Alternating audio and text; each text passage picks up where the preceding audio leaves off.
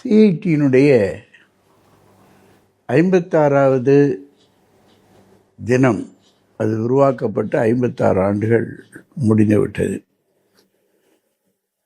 இந்தியாவில் தொழிற்சங்க இயக்கம் என்பது 1920ஆம் ஆண்டு உருவானது. சுதந்திர போராட்டத்திற்கு ஆளும் வர்க்கத்திற்கு எதிராக போராடக்கூடிய ஒரு பங்கை தொழிலாளி வர்க்கம் வகிக்க வேண்டியிருந்தது. இதை 1920இல் புரிந்து கொண்ட தேசிய முதலாளிகள் தொழிலாளி வர்க்கத்தை திரட்டுவதற்காகவே முயற்சி எடுத்தார்கள். அந்த முதல் மாநாட்டில், பம்பாயிலே நடந்த முதல் மாநாட்டில் ஜின்னா கலந்து கொண்டார், லஜபதி ராய் கலந்து கொண்டார். அதற்கு பல தலைவர்களிலே ஒருவர் பண்டிட் நேரு, சுபாஷ் சந்திர போஸ் போன்ற தேசிய தலைவர்கள் கலந்து கொண்டு தொழிலாளி வர்க்கத்தை, முதலாளி வர்க்கத்தை எதிர்த்து, குறிப்பாக வெள்ளை முதலாளிகளை எதிர்த்து, பிரிட்டிஷ் அரசை எதிர்த்து போராடுவதற்கு வழிகாட்டினார்கள். இதில் முக்கியமாக புரிந்து கொள்ள வேண்டியது, காங்கிரஸ் பேர் இயக்கத்தினுடைய தலைவர் காந்தி அவர்கள் தொழிலாளி வர்க்கம் இணைவதை ஏற்றுக்கொள்ளவே இல்லை. தொழிலாளி வர்க்கம் இணைவது என்பது நாட்டுக்கு ஆபத்து என்று சொல்லிக் கொண்டிருந்தார். ஏனென்றால் அவரே குஜராத்தில் ஒரு தொழிற்சங்க இயக்கத்தை நடத்தி அதனுடைய அனுபவத்தை பெற்றவர். இந்திய வரலாற்றில் தொழிலாளி வர்க்கம் சுதந்திர போராட்டத்தில் ஆற்றியிருக்கக்கூடிய பங்கு என்பது, அது செய்திருக்கக்கூடிய தியாகம் என்பது கொஞ்ச நெஞ்சம் அல்ல. அது சிந்தி இருக்கக்கூடிய இரத்தம், அது நடத்தியிருக்கக்கூடிய போராட்டம், தூக்கு மேடை ஏறியவர்கள், அந்தமான் சிறைக்கு அனுப்பப்பட்டவர்கள் என்று ஏராளமான போராட்ட வரலாறு கொண்டது. அது 1970ஆம் ஆண்டு சிஐடியு உருவாக வேண்டிய ஒரு சூழ்நிலை உருவானது.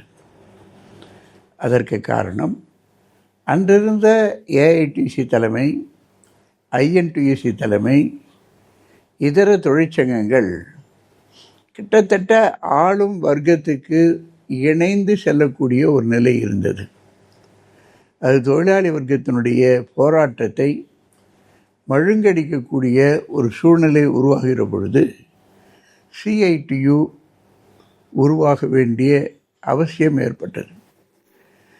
சிஐடியு உருவாகிற பொழுது தொழிலாளி வர்க்கம் பிரிவது என்பதை சிஐடியு விரும்பவில்லை. ஆகவேதான் சிஐடியு மாநாட்டுடைய முதல் கோஷம் கல்கத்தாவில்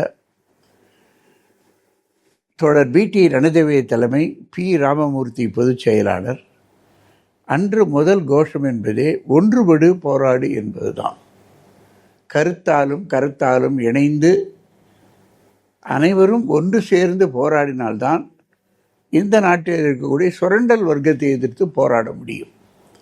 ஆகவே சுரண்டல் வர்க்கத்தை எதிர்த்து போராடுவதற்கு தொழிலாளி வர்க்கத்தை விட்டு மற்ற பகுதிகளை மட்டும் சேர்க்கவே முடியாது. அது கால் இல்லாதவனை போன்றதாகும். ஆகவே இப்படிப்பட்ட மிகப்பெரிய போராட்டத்தை 1970க்கு பிறகு சிஐடியினுடைய தலைமையில் ஏராளமான போராட்டங்கள் நடந்திருக்கிறது. கோவையிலே நடந்திருக்கக்கூடிய பஞ்சாலை தொழிலாளர்கள் போராட்டம், பம்பாயிலே நடந்திருக்கக்கூடிய போராட்டம், 1974 நடந்திருக்கக்கூடிய அகில இந்திய ரயில்வே போராட்டம் என்று ஏராளமான போராட்டங்கள், தமிழ்நாட்டிலே பஞ்சாலை போராட்டங்கள், போக்குவரத்து கழகத்திலே நடந்திருக்கக்கூடிய போராட்டங்கள், சர்க்கரை தொழிலே நடந்திருக்கக்கூடிய போராட்டங்கள், இந்த போராட்டங்கள் மூலமாக தொழிலாளர்களுடைய சுரண்டலிலிருந்து வெளியே வருவதற்கான ஒரு பயிற்சியும் அவருடைய பேரம் பேசக்கூடிய சக்தியினுடைய வளர்ச்சிக்கும் உதவியது. ஆகவே தொழிற்சங்க இயக்கம் இல்லாமல் ஒரு நாடு சுதந்திரம் அடைய முடியாது. தொழிற்சங்கம் இல்லாமல் ஒரு நாட்டில் முதலாளி வர்க்கத்தை நாம் ஒன்றும் செய்யவே முடியாது. ஆகவே முதலாளி வர்க்கத்தை இன்றைய சூழ்நிலையில் பன்னாட்டு மூலதனமும் உலகம் முழுவதும் பரவியிருக்கிற பொழுது உலகமயம், தனியார்மயம், தாராளமயம் என்று வந்திருக்கிற பொழுது கருத்தாலும் கருத்தாலும் இணையக்கூடிய அந்த தொழிலாளர்களை இணைப்பது என்பது இன்று ஆகப்பெரிய கடமை. இந்த தினத்தில் அந்த கடமையை நிறைவேற்றுவதற்கு நாம் மிகவும் கஷ்டப்பட்டு முயற்சி எடுக்க வேண்டும்.